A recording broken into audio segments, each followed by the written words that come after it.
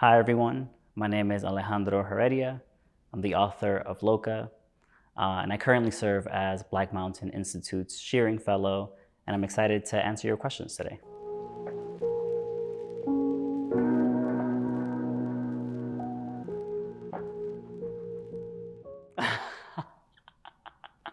I love that question. Gosh, so the past few weeks I have been all over the place on my book tour. It has been a lot of fun. I've been to Los Angeles, I've been to Austin, I've been to Massachusetts and Pennsylvania and all over New York doing book events. I'm learning a lot about what it means to put work out into the world, and that there is a very big difference between the work that the writer does on the page when it's just you and the page, and what happens when you put on the author hat and you have to speak in front of people or advocate for your work in a public capacity. The best piece of advice that I would give is try to take a lot of naps. I have found that taking naps when I can is really, really helpful. It's also really helpful, I would say, and this is something that I didn't do and I wish I had done, to just communicate to the people in your life that you're going to go on a book tour so that they're not expecting you to respond to texts or phone calls often, because it really is a wild ride and it sort of takes you away from your life a little bit. Yeah. I think the first thing that I do when I am envisioning or creating a character is that I hear them in my mind. I sort of hear how they speak. I listen to what they say to the people in their lives. And I also listen to for what they don't say and what's hard for them to talk about. Yeah, paying attention to a character's dialogue, but also to a character's secrets is really informative for the writing process. I mean, I don't want to sound too woo-woo about writing, but it is true that sometimes characters just arrive in the front door of your mind, fully formed in some ways. And so my job as a writer is just to pay attention and to ask a lot of questions about who they are, who they were, and who they are becoming. I really love the word Loca. I mean, that's why the book is titled that way. I think Loca is sort of it's a very loaded word in the Dominican context.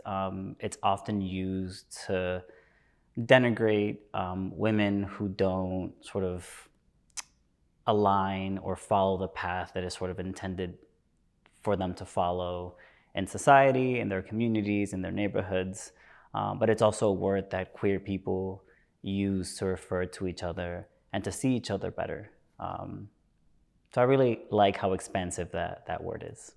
I mean, I think that probably means, like, I don't know, very cool, dope, awesome. When you want to make somebody else feel chévere, you want to make them feel good. You want to make them feel seen and understood and like you're having a good time with them.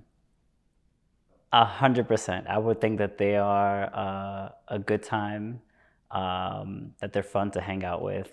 And also, for some reason, that word just sounds very festive. So I would assume that that person is the life of the party when they go to parties.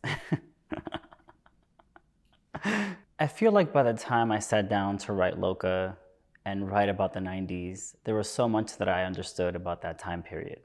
Because I grew up hearing stories from my mother, my father, their siblings, their cousins, about what it was like to immigrate to New York in the 1990s.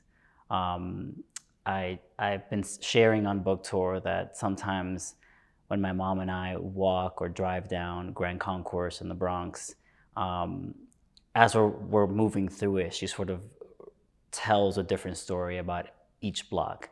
A building that she lived in, or a pharmacy that she visited, or a supermarket that she worked at. And so really by the time I sat down to write the book, I had all of this knowledge about this world that I was writing about.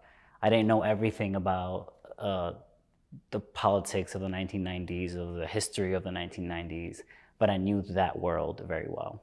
Yes, I watched Cosmos, I watched Dragon Ball Z, I watched Sex and the City. I watched a lot of Buffy the Vampire Slayer. I watched a lot of TV as research.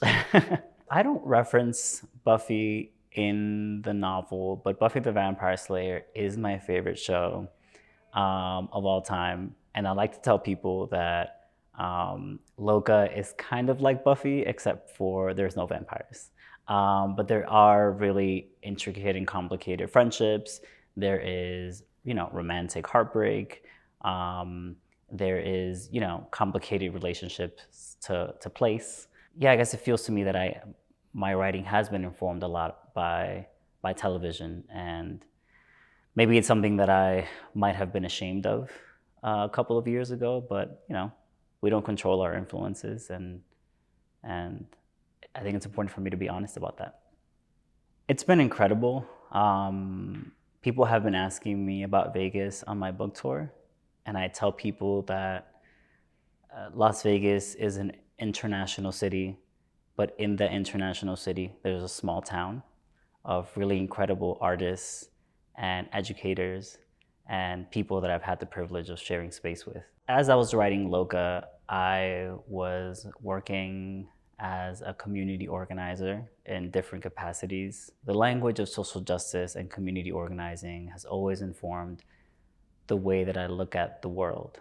And I'm particularly interested in the ways that writing can be useful in the fight for whatever social justice issue we might feel most pressed about in the moment. I am a writer first and foremost, and so I'm invested first and foremost in the craft, what I'm doing on the page. But I also think that writers and artists have a lot to contribute to organizing spaces, and I think that we should think more critically about that. And so I hope to just create a space where we can ask those questions and think about the power of language in a time when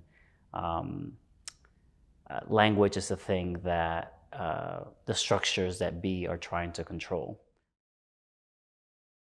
I love ice cream. Any brand deal related to Loca would have to deal with ice cream in some way or another. I've talked to people about a Loca cocktail, but not enough about a Loca ice cream flavor. So gotta think about that.